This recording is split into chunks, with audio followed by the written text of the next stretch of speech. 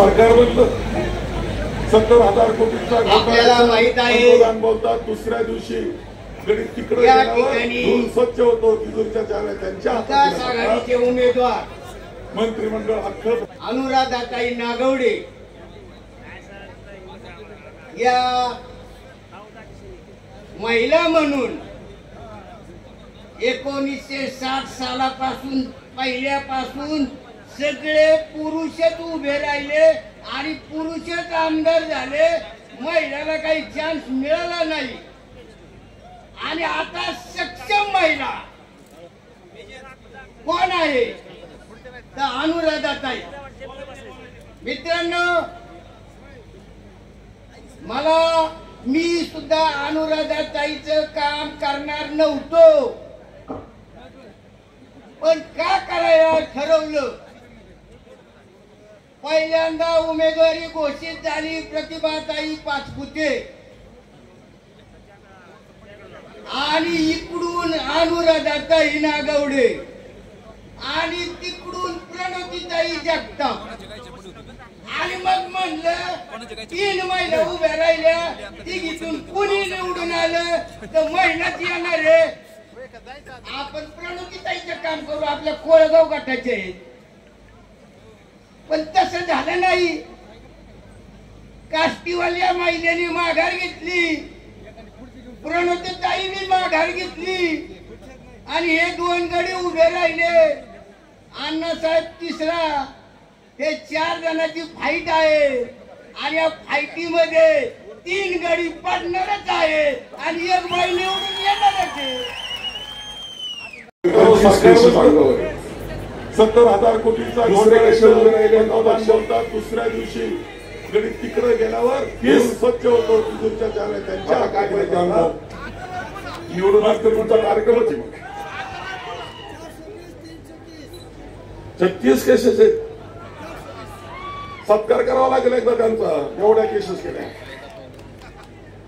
दुसरे उभे राहिले अपक्ष. त्यांनी खरं उभं राहायला नको होतं. अजून वेळ गेलेली नाही. त्यांनी माघार घ्यावा आणि महाविकास आघाडीच्या पाठीशी उभं राहावं. फौजियाताई, मी तर सांगितलंय की राष्ट्रवादीचं हे धोरण नाही.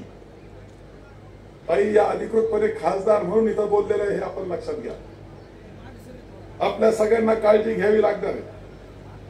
खरं म्हणजे ताईंनी असं सांगितलं का 2 वेळेस आमदार त्यांना करायला मदत केली अपक्ष उमेदवारांना. यापेक्षा मी साक्षीदार आहे कुकडी कारखाना कसा झाला याची. कुकडी कारखाना होत असताना त्यांनी प्रयत्न होता. विलासरावजी देशमुख मुख्यमंत्री होते.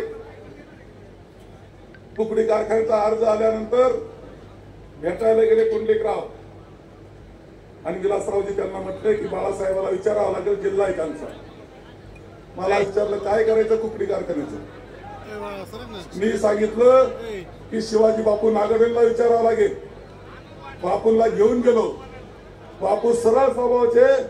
त्यांनी सांगितलं पहा काय करायचं करा. बापूंनी संमती दिली म्हणून कुकडी कारखाना झाला. तर त्या कारखान्याची आजची अवस्था काय ही तुम्हाला निवडणुकीनंतर निश्चित लक्षात येणार आहे. तुम्हाला खरं सांगतो, मला माहिती सगळं. मी एक कारखाना चालवतो. आपल्याला कोणत्याही परिस्थितीमध्ये श्रीगोंदा तालुक्याचं जर आपल्याला चांगलं हित जपायचं असेल तर अनुराधाताईला आपण प्रचंड मताधिक्याने विजय केला पाहिजे. घनश्यामजी शेलार आणि माघार घेत जमलेल्या माझ्या तमाम महाराष्ट्रप्रेमी बांधवांनो, भगिनींनो आणि मातांनो,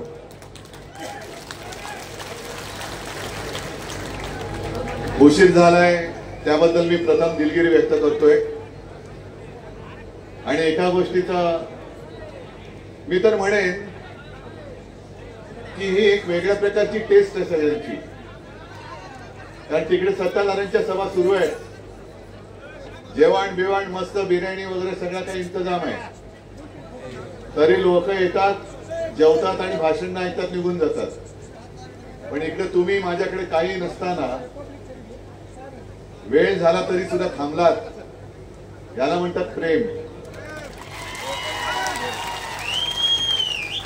आणि अनुराधाताई तुम्ही काळजी करूच नका, या सगळ्यांनी ठरवूनच टाकलेलं आहे. पण विशेष म्हणजे आपले घनश्यामजी आणि आपला साजन कुठे इकडे आणि घनश्यामजी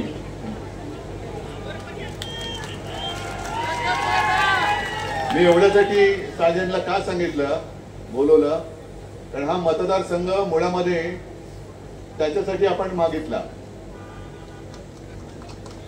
आणि याला मनाचं मोठे पण लागतं.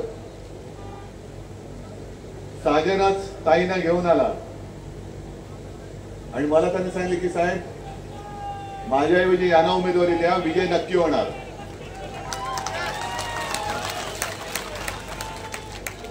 आमदारकी पाहिजे पण ती आपल्याकडे पाहिजे, मलाच पाहिजे असं नाहीये.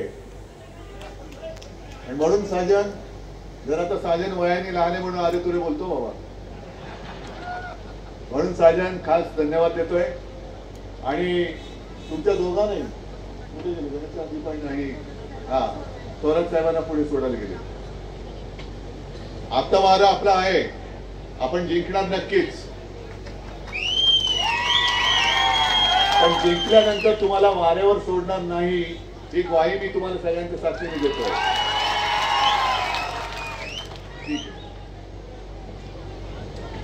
निवडणूक आता एक 4-5 दिवसावरती आलेली आहे आणि ही सगळी जी काही मध्ये मध्ये नाटके आहेत म्हणजे मला असं वाटतं की माझी बॅग ही ऑटो चेकिंग वरती टाकलेली आहे. उद्धव ठाकरे दिसली की बॅग चेक कर.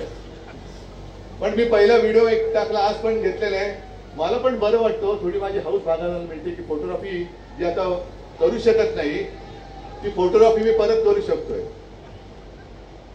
पण एक गोष्ट तुमच्या लक्षात आली असेल की माझी बॅग तपासल्याचा व्हिडिओ संपूर्ण देशभर गेल्यानंतर बाकीच्यांच्या भाषणाला ज्यांना प्रसिद्धी मिळत नाही ते सुद्धा करायला लागले, अहो माझं तपासा माझं तपासा माझं तपासा.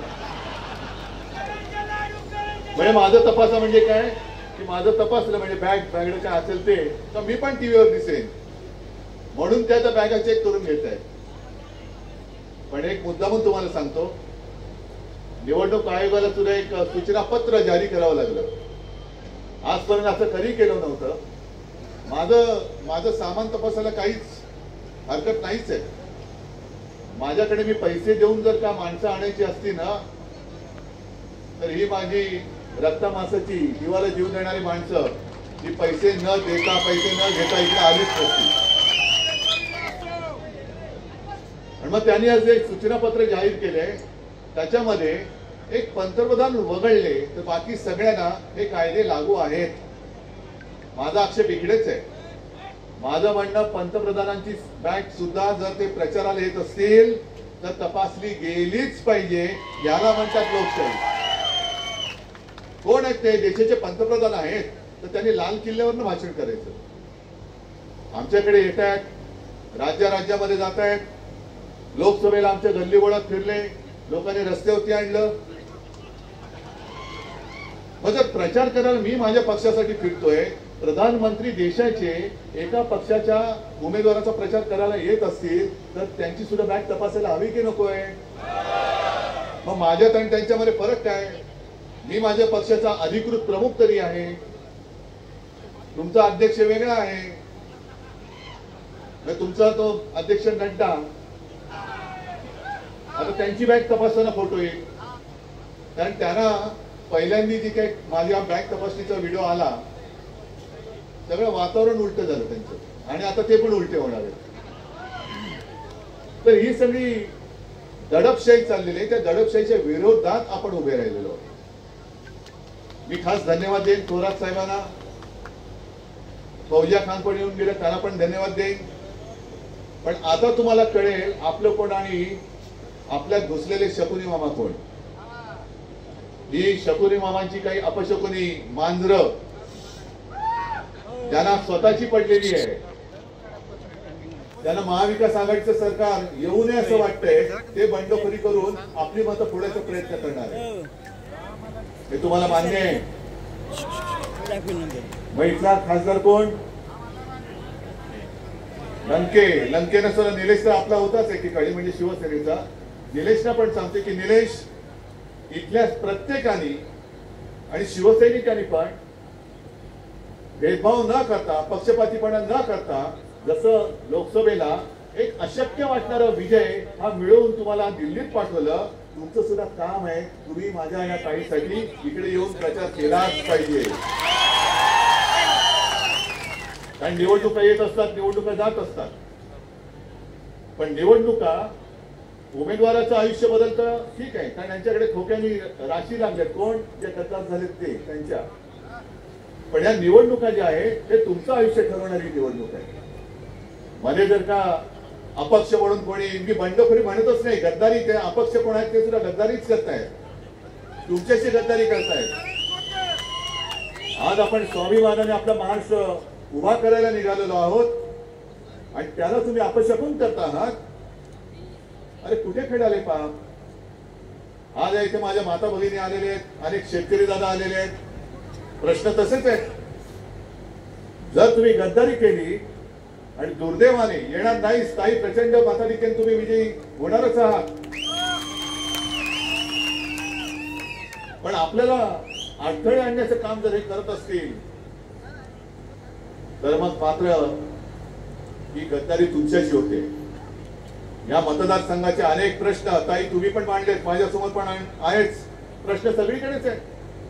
हे आहे ना माझ्यासमोर, डिंबे धरण ते माणिक गाव बोगदा हा पूर्ण करून कुकडीचे पाणी तालुक्याला देणार, हवे की नको? बरोबर आहे. दुसरं साखळी योजना तुम्हाला करून हवे की नको? मग आपली जर का मतं फुटली आणि भलतच कोणतरी आजपर्यंत ज्यांनी काही केलेलं नाही अशीच माणसं परत निवडून आली तर हा बोगदा तुमच्या आयुष्याला पडणार आहे, तुमच्या आयुष्यामध्ये मोठं एक भगदाड पडणार आहे. आणि ते पडू नये असं वाटत असेल तर आपलं मतांचं धरण भक्कम करा. असा बाण घाला की याच्या पुढे इकडे कोणी गद्दारीचा ग पण काढता कामा नये. कारण संकट मोठं आहे. उद्धव ठाकरे संपवायला सगळेच निघाले आणि मी अनेकदा सांगितलेलं आहे की मोदीजी, अमित शहाजी, तुम्ही माझ्या शेतकऱ्याच्या आयुष्याबद्दल बोला ना. अहो तुम्ही देशाच्या शत्रूंना संपवा ना. उद्धव ठाकरे काय संपवत आहे? जर मी काही पाप केलं असेल तर ही जनता हीच मला संपवेल, तुम्ही कशाला पाहिजे? पण जर मी पाप केलं नसेल आणि माझ्या मायबाप जनतेचा माझ्यावर विश्वास असेल तरी जनता माझ्या सोबत राहून तुम्हाला संपवेल याचा विचार तुम्ही करा. देश वाऱ्यावरती पडलेला आहे. मी गेल्या 4-5 दिवस म्हणजे रोजच आता 3-3, 4-4, 5-5 सभा माझ्या आहेतच. साधारणतः मुद्दे तेच आहेत. पलीकडे गेल्यानंतर तिकडे सोयाबीनला भाव नाही, कापसाला भाव नाही. इकडे आल्यानंतर हा सहकार पट्टा आहे. इकडे कारखानदारी म्हणजे साखर कारखान्यांचे सगळे हे पट्टे आहेत. मग कारखान्याच्या बाबतीत सुद्धा आपला कारखाना किती वर्ष सुरू आहे आणि त्यांचा कारखाना किती वर्षात बंद पडला हे तुम्हाला तुमच्या डोळ्यासमोर आहे ना. म्हणजे 60 वर्ष एक कुटुंब जो कारखाना चालू शकते यशस्वीपणाने, हे बाकी सत्तेत असूनही 15 वर्षात बोंब का झाली? कुठे गेले पैसे? पण त्याही पेक्षा जास्त भयानक जे तुमच्यापर्यंत अजून आलेला नसेल, आजपर्यंत सहकार हा विषय आणि सहकार हे खातं हे राज्यापुरतं मर्यादित होतं. पण हे जे सगळे वरती दोन ठग जे बसलेत, कोण? आता तुम्ही बोलताय, मी नाव घेतलेलं नाही, तुम्ही म्हणताय कोण? शहा, बरोबर ना? त्यांनी काय केले कल्पना आहे? गेल्या वर्षभरात केंद्रामध्ये वेगळं खातं तयार केलं सहकार आणि ते स्वतः खाली ठेवले, स्वतःच्या बुडाखाली ठेवलेले. म्हणजे त्याचा अर्थ असा की मेहनत तुम्ही करणार, कष्ट तुम्ही सगळे करणार, कर्ज तुम्ही काढणार, कर्जबाजारी तुम्ही होणार आणि तुमच्या साखरेला अमित शहाच्या मुंग्या लागणार आहेत. लागला ना? तुमचे कारखाने हे आजारी पाडणार आणि त्या कारखान्याच्या गुळाला अमित शहाचा मुंगळा चिकटणार आहे. गुळाची ढेपेला मुंगळा चिकटवणार आहे, हो की नाही? मला काय, मी माझा गुळ बाटलीमध्ये असतो कारण आम्ही शहरी बाबू, आम्हाला काय चहामध्ये साखर किती. पण तुमच्या साखरेला अमित शहाच्या मुंग्या लागणार आहेत, त्यांचे मुंगडे लागणार आहेत. कारण सगळं सहकार खातं हे ते ताब्यात घेतील. हे या मिंधनावाले कळत नाहीये काही. जर का उद्या असं झालं, कारखाने आजारी पाडले की तुम्हाला माहिती आहे आजारी पाडायचा आणि फुकटामध्ये जवळपास फुकटात तो ताब्यात घ्यायचा. मग या पट्ट्यातले सगळे साखर कारखाने जशी मुंबई ते अदानीच्या घशात घालतायत तसे सगळे साखर कारखाने आणि सहकारी बँका या अदानीच्या घशात घातल्या तर जाणार कुठे तुम्ही? हा धोका आहे, हा धोका. मला त्या जे अपक्ष म्हणून जे राहिले गद्दार त्यांना पण सांगायचे की हा विचार करा, हा विचार करा की आपण कुठे कोणाच्या हातामध्ये आपलं आयुष्य देतो आहोत. महाराष्ट्राचं आयुष्य हे जर का अमित शहा आणि मोदींच्या हातात जाणार असेल तर मला असं वाटतं शेतकऱ्यांप्रमाणे आपण सगळ्यांनी आत्महत्या केलेल्या बऱ्या. अरे काहीतरी स्वाभिमान अभिमान काय आहे की नाही आपल्याला? मी कालच कोकणामध्ये गेलो होतो जिथे छत्रपती शिवाजी महाराजांचा पुतळा या भ्रष्टाचाराने उभारला होता. त्या सिंधुदुर्गात गेलो होतो. त्याच मतदारसंघात माझी सभा झाली. छत्रपती शिवाजी महाराज हा विषय केवळ सिंधुदुर्गापुरता मर्यादित नाही. आपल्या प्रत्येकाच्या हृदयामध्ये छत्रपती शिवाजी महाराज आहे. मी तर असं म्हणेन की महाराष्ट्रामध्ये जो जन्माला येतो तो जन्मतः शिवप्रेम आपल्या धमन्यांमध्ये घेऊनच जन्माला येतो. आणि यांना असं वाटतंय की नुसता पुतळा उभारला म्हणजे महाराष्ट्राची जनता फसेल आणि आपल्याला मत देऊन मोकळं होईल. छत्रपती शिवाजी महाराजांचा आम्हाला अभिमान आहे. एवढे कर्म दरिद्री आहेत, जिथे जातात तिकडे खातात. सहकार खात्याची तर हे वाट लावणारच आहे. जर आज यांना आपण रोखलं नाही तर तुमचं सहकार क्षेत्र संपलं म्हणून समजा. मग उद्योग सगळे गुजरातला घेऊन जात आहेत. कॉन्ट्रॅक्टर साठी भरपूर सगळे कंत्राट देऊन तुमचे पैसे सगळे त्यांच्या खिशात घालतात. शिवाजी महाराजांचा पुतळा उभारण्यामध्ये सुद्धा पैसे खाणारी अवलाद,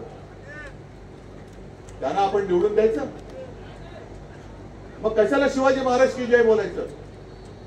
महाराज बघत असतील वरून, अरे माझा पुतळा बांधताना ज्यांनी पैसे खाल्ले त्यांनाच जर का माझा महाराष्ट्र पुन्हा निवडून देणार असेल तर माझं आयुष्य काय वाया गेलं. माझं आयुष्य संकटाची लढाईचं कसं हे छत्रपती शिवाजी महाराजांनी आम्हाला शिकवलं. आणि अभिमानाने जे आम्ही सांगतो की छत्रपती शिवाजी महाराज जर का जन्माला आले नसते तर मोदींना सुद्धा दिल्लीचं तख्त आज दिसलंच नसतं. काय झालं असतं तुमचं काय कोणाला सांगतंय?